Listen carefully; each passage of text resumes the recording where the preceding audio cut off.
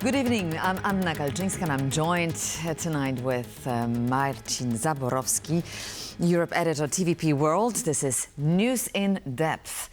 Today in Warsaw, Marcin, Poland hosted a high-level meeting by Chinese Foreign Minister Wang Yi, who came to Warsaw to speak with Polish Minister of Foreign Affairs Radosław Sikorski to discuss bilateral issues, economic cooperation, Europe-China relations, and all this in very sensitive time as the key commercial route on the Polish-Belarusian border remains closed. This is a move linked, of course, to the Zapad military exercises, but not only.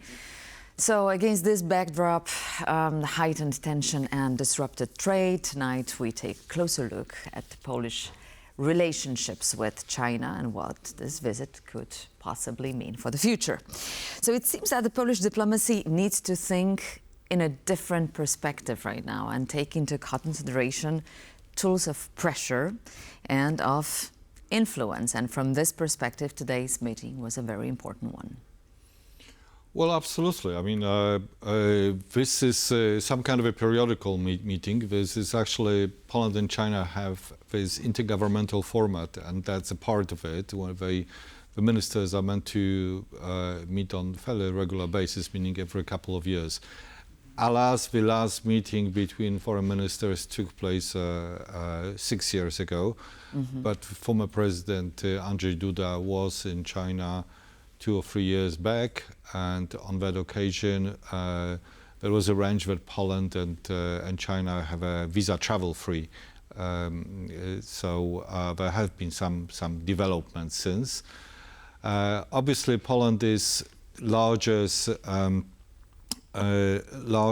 trade partner for China in this part of Europe. China sells a great deal of stuff to Poland. Last year it was worth 50 billion euro. Poland is not such a big factor for the Chinese economy, but for Poland, China is the second exporter of goods. For the other way around, it doesn't work that way. As I said, for China, Poland is only the 23rd trade partner. So there is a major imbalance in this trade relationship that obviously the Polish government is keen to address. Obviously. So trade. This is basically the basis for the relations between China and Poland. But not only. So what's been the relations with Beijing that Poland had over the years since the fall of the communism? So even before actually that's an interesting chapter here, during the communist times and including the current period, this relationship has been historically good and sometimes very good. So for example, one of the not so well-known chapters in our fairly contemporary history is 1956, when the Soviet forces invaded Budapest and invaded Hungary. There was a real threat the same thing would happen in Poland, and allegedly it was the Chinese opposition which prevented that. I'm not sure it's historically proven, but there was certainly a belief of that was among Polish communists, that in 1956 the Russians did not come to and did not invade Poland because China said, no, that would be too much.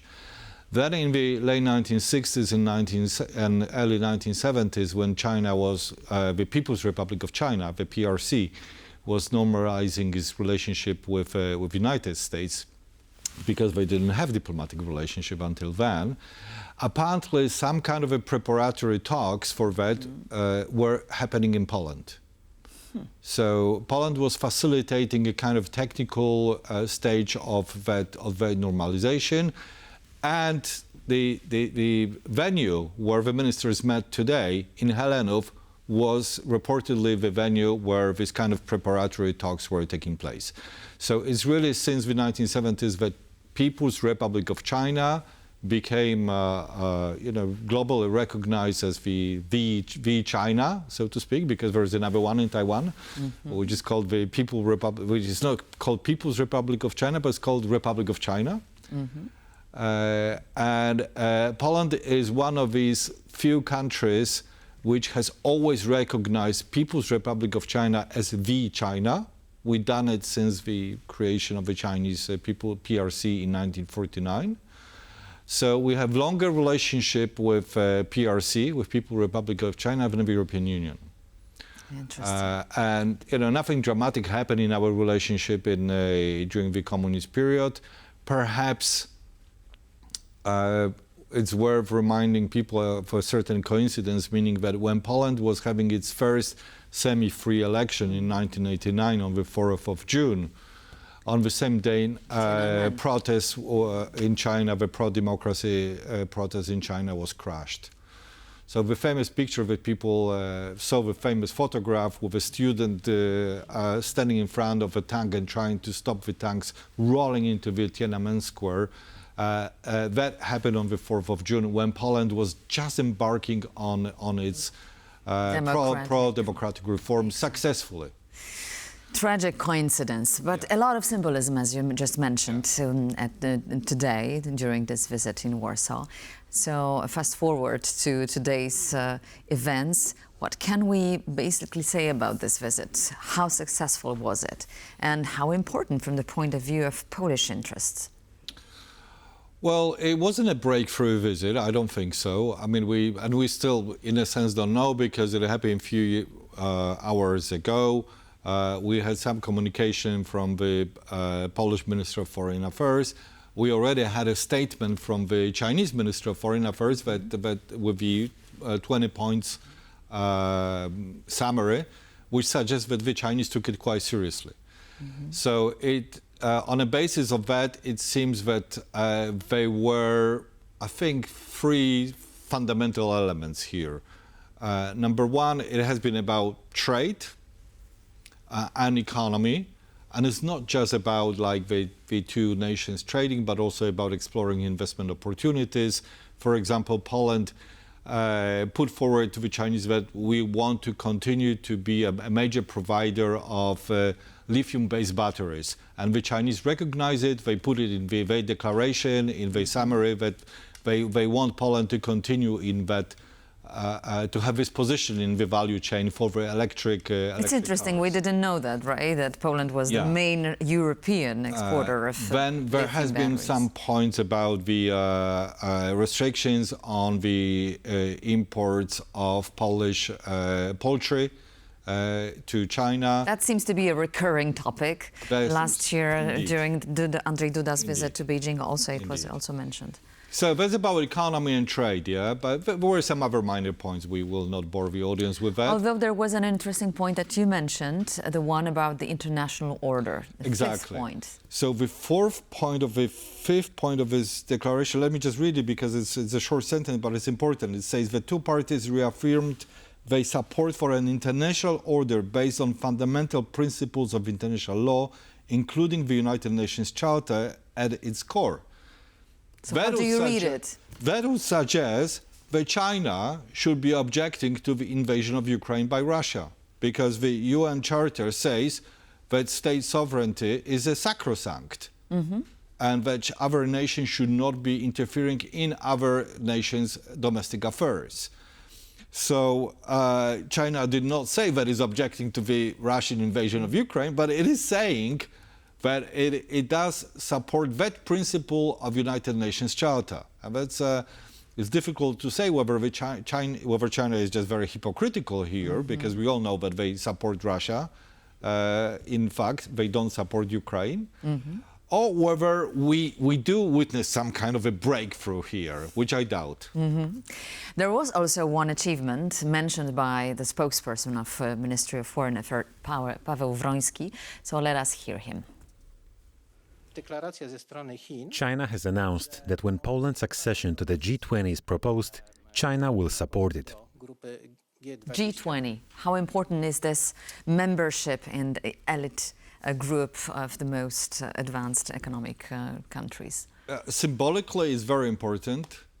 And it's quite clear that it is something which both the Polish diplomacy and Poland's president see as this, this golden prize, yeah? So let's remind the audience that few days or weeks back when Poland's President Nawrocki paid his first foreign visit. It was to the United States. He came back out of the Oval Office telling the world that President Donald Trump invited him for the next meeting of G20. But the next meeting does not mean actually to become a member of the G20. And I want to caution people against some kind of a hype about the whole thing, because, for example, in the Chinese summary from that written statement from that meeting, there is no mention of Chinese support for Poland's G20 membership. All right. Okay. So it could have been only declaratory. It could be verbal. It could be, or the Chinese did not think that it's important enough, or they don't want to commit themselves to actually put it on paper, so that Poland could come back to the world and say, look, China has signed up to that. It's not on paper. Although we do understand that what was the most important was obviously the closed Polish-Belarusian border, and that the transport corridor, which is now obviously difficult for the Chinese goods. So the net worth of goods transported by rail from China to Europe is estimated at some 30 billion euro. It rose by, when I checked it, 85% in comparison to 2023, which means that it is an important route for China. So the Chinese have the interest here. Yeah. And we obviously have our interest in putting pressure on Minsk. Do you think that will happen? There was a similar incident happening during Andrzej Duda's visit to Beijing 2 or 3 years ago. I'm not sure exactly when it happened. When Poland demanded or asked the Chinese to put some pressure on the Belarusians to stop sending migrants from Africa and North Africa and Asia via this border. Yes. And we did indeed see for the following few months a very noticeable easing in this hybrid activity of the Belarusian regime. So, judging on that, it would seem that China has instruments and ability to influence the Belarusian regime. So this is why did Poland close the border with Belarus? It closed because Belarus and Russia are in the midst of very major military exercise called Zapad, meaning the West. And that exercise is happening right next to the Polish border, and they're exercising, they're looking into the scenarios of invading Poland. And especially the so-called Suwałki Gap, which is a corridor that if it's cut off from Poland, that means that the Baltic states would be eventually cut off from the Western support. So it's very important for the Russians and Belarusians. Marcin, we saw in Beijing during the big military parade the three leaders of North Korea, China and Russia standing together in a show of unity. Obviously, they manifested their strength, their might. Do we know what is the cooperation on a military basis between Russia and China? What are the Chinese providing Russia? What kind of weapons? The Chinese are not providing the Russians directly with the weapons like tanks, for example, aircraft or anything like that, but they are providing the Russians with the so-called dual-use technology, which they use in their tanks, airplanes, and drones and so on. Yeah?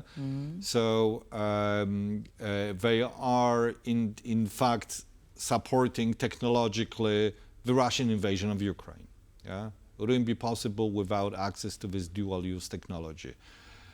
What is more important, perhaps, is the fact that China is buying the incredible amounts of Russian energy, gas, the liquidated gas and oil, and is basically filling the gap which have emerged in the Chinese selling capacities abilities after the Western sanctions were being adopted after the Russian invasion of Ukraine. So basically, we thought that with the sanctions, China, with Russia would need to change its course. It doesn't have to, because China continues to buy the Russian energy, and India is doing, unfortunately, the same thing. And in effect, they are financing the Russian invasion of Ukraine. Which brings us to the latest topic, meaning the letter of Donald Trump to all the NATO members. And this letter obviously urges all the NATO members to stop buying Russian oil. And that also is linked somehow to today's visit, because we need also to pay attention to what was not mentioned, meaning the tariffs on China, because that was also one of the conditions of Donald Trump to impose his own sanctions on Russia. So what is this letter?